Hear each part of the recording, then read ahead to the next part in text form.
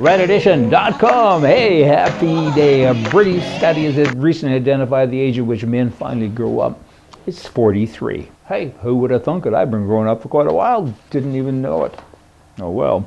Ontario, Canada, recently the Premier there said, we have made mistakes. Do you think? I mean, the judge, the courts, everybody has said, you guys are a bunch of scoundrels. It's theft. It's pick the verbiage. They've pretty much accomplished it all, and there hasn't been any consequences. Nobody's gone to jail. Nobody's been charged or anything else. There's lack of government accountability at virtually every level of government today. The Premier even broke the law there, and all he got was a check and a shirt, and he's retired now, and he gets a big check every month for the rest of his life. Could be something wrong with that picture. The NDP Leader Andrea Horwath, now she's outraged, so says she, at all the various price tags with all the issues that have been going on in Ontario. Most significantly is the $585 million one that is that's unbelievable with regard to some cancellation of plants in Oakville and Mississauga. And she says, I believe that the current Premier, of course, was aware of all of that. She goes on and on to chastise everybody in the Liberal government. And then she says, oh, but by the way, I'll vote with them because it's okay because I'm basically in power. She's just forever a politician as well, because if I don't bring them down, then they give me things, right? Because it's a minority government. And basically, she's now running the province. Another commie doing stuff like that. I just don't get it. I never will. I've recently been trying to unsubscribe to several spam emails. That's a challenge. Almost makes you think that it's a liberal-driven thing. There's some little commie in a back room somewhere making it difficult for you, because that's what they do. They complicate things, and often things are so complicated you just ignore it, whether it be a gun law or a traffic law or a spam issue.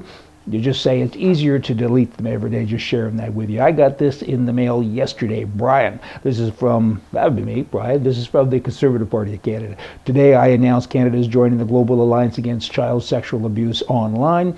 Predators must be brought to justice, so we suggest these measures to make things better: strengthen the sex offender registry, increase the age of protection from 14 to 16. I don't think that's how you protect them. I think somebody needs to shoot somebody, but anyway, I'm digressing. Eliminate house arrest for criminals who commit serious and violent offenses towards children, strengthening the sentencing and monitoring of dangerous offenders. I hope we can count on your support to fight against child predators. Of course you can, but why don't you throw in the verbiage about capital punishment in there, because you know there's nothing worse than taking away the innocence of a child. There's no worse crime. And I get it that they're trying to help a little bit, but this is almost insignificant. Taking the age from 16 to 18 and saying we're going to protect you more, that's all talk. Talk's cheap, takes money to buy whiskey, and somebody's got to do a little bit more. How about the penalties? Doctors have already said you can't fix these guys, like pedophiles in particular. They can't be fixed. It's up here, not just down there. Kill them, hang them, do something bad with them.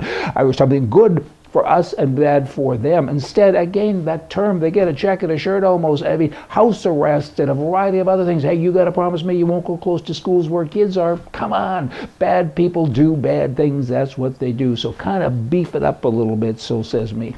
A hidden camera recently caught employees passing out the Obama phones. Obama, another communist plot, is giving away free phones to everybody and says, hey, we'll look after you. I'm the government and I'm smarter than anybody else. Leaning to the left, he is. Hey, and you know, take the phones and have a nice life. And the other guys, the guys with the money, the rich guys, they'll be okay with that. I can keep pushing them for a lot longer, you know.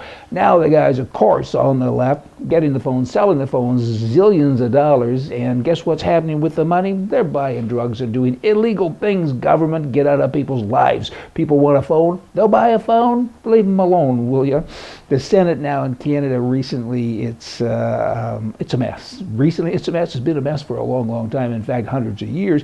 But how do you even get to be a senator? Are you eligible with regard to being a resident of the area you represent? Is that it? I mean, are you qualified to be an appointed senator? You know, don't you need a job description of some kind? I mean, there's one fella here, his name I won't pronounce it correctly, Patrick Brazeau, I think. His qualifications were that he was an Indian, and they said, we need somebody who's an Indian from the minority groups. We'll put you in there, make you a senator for life, and give you more money and cha-cha. I mean, come on already. He's not qualified. He was kind of useless on the job. He stole money from the Canadian citizenry. What is the deal? And then you have Pamela Wallin. She breaks her silence recently on her expenses, and she says this: I made mistakes. Did you?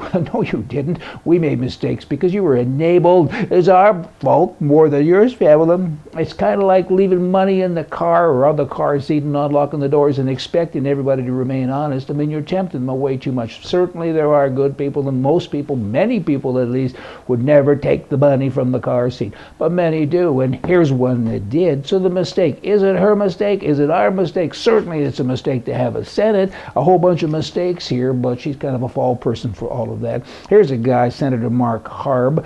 He's in the lead. You know what? He took more than $230,000 from the Canadian taxpayer, and the Senate and the government is now saying, give it back.